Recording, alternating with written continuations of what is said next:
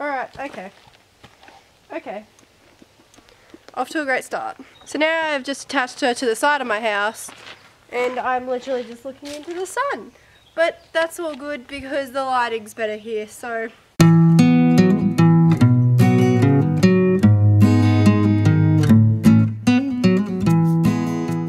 Hi guys, it's Talisha and Jeopardy, and today I'm showing you how I groom Jep in winter. He's distracted by chickens at the moment, but pretty much I haven't done a grooming video in a really long time and she's slobbered all over herself. So I'm just going to show you how I groom in winter. Now, she is not clipped. I don't clip her because she doesn't get a thick winter coat at all. As you can see, she's not fluffy. This is the thickest coat she'll get in winter. I just don't really see the point of clipping her, as well as the fact that she gets really cold and I don't want her to have more of a reason to get cold in winter. So, I'm just going to start by getting straight into it, honestly. I don't wash much in winter unless I have a show, so I really just rely on my grooming. And normally I do a more extensive grooming in the winter than I do in summer. But I'll just get right into it. In summer I use a lot of sprays and hoof oils and stuff, which I will do a video in summer of when I'm grooming. Oh, by the way, I hope you like my look. This hairstyle is called... I've had my hair in this bun for 3 days because it's my HSC trials, and all I've been doing is studying and being sick because, of course, when I have a test week, I'm sick. So I haven't ridden Jet much, and this is why she's so on edge. Move. Move.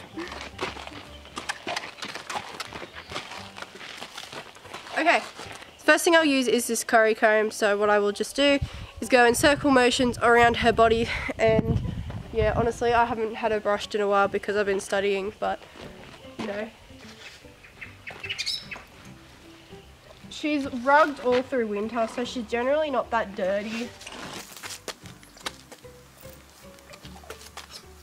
I'm going to do both sides, but I'll only put the one side on video. The curry comb is supposed to bring up all the natural oils as well as dust and dirt to the surface, off the skin, but I mean, it didn't really do that with her. She's not very dirty.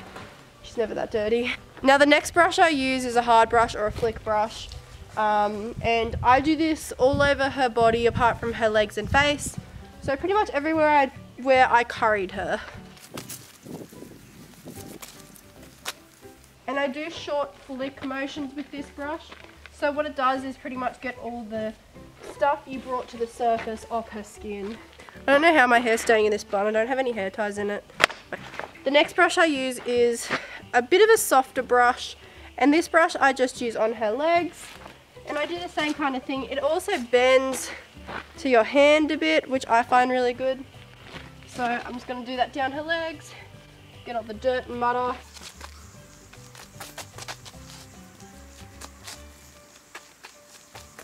Next brush I will use is this face brush. So it's a really soft little brush that I just put on her face. Sometimes I also use a really soft brush to go over her coat again, which is what I call a finishing brush. And it's just extremely soft, normally made out of goat's hair. However, I'm not going to use that today just because her coat's pretty nice and shiny how it is.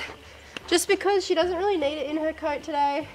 She's fairly clean, and also I have it packed away in my show stuff. So I don't normally use a finishing brush for general riding. I only normally use it for showing. The next thing I'm using is this big mane and tail brush. I love the big round ones the most. Now she's eating old leaves. Now I only brush her mane and tail every few weeks. I don't like doing it too often because it pulls the hairs out, but her tail's pretty knotty at the moment, so I'll do it today. With the tail, there's two ways you can do it. You can pull piece by piece apart like this and brushing all that out, and then grabbing more and more. But I'm just going to start from the very bottom and just go up slowly. When you do their tail, you normally pull it to the side. However, I mean, it doesn't really matter for Jet, but I'll still pull it to the side with her anyway, just to show. I don't normally really care, like, honestly. Jet, I normally just stand right behind. So now her tail is all brushed out. The next thing I will do is her mane and her forelock. So her mane is actually on the wrong side, but I'm going to brush it over to the other side.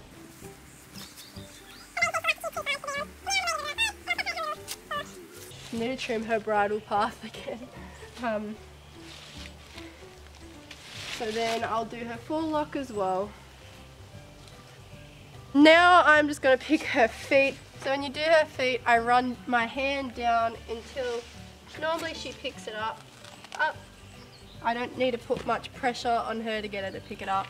And then I just pick out all the poo or rocks, like there's a little rock, a little pebble there, around her frog. So the frog is the little triangle thing in the middle.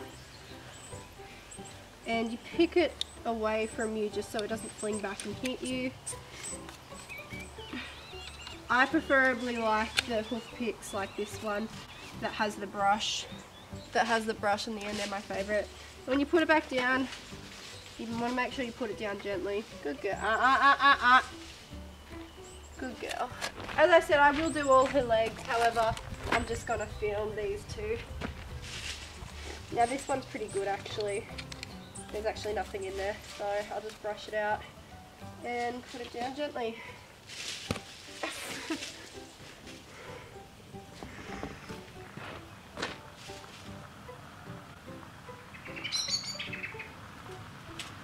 So that is pretty much it with her grooming, honestly. So I don't really do much else in the winter with her grooming wise. That's honestly pretty much it. It's pretty easy. I also sometimes when it's a bit drier and warmer like it is today, yeah, like what the heck, it's winter and I'm in a t-shirt, hey. Australia, am I right? But when it is a bit warmer and drier, I will oil her feet as well. However, I'm not going to do that in this video because I'm going to be riding her at HollyHall, which is the sand arena, and I don't want to, it's just going to all stick to her. So I will probably oil her feet after because they are a bit dry. But yeah, so that's pretty much it. I hope you guys enjoyed this video and I will see you guys tomorrow for my vlog. She's hiding, she's camera shy.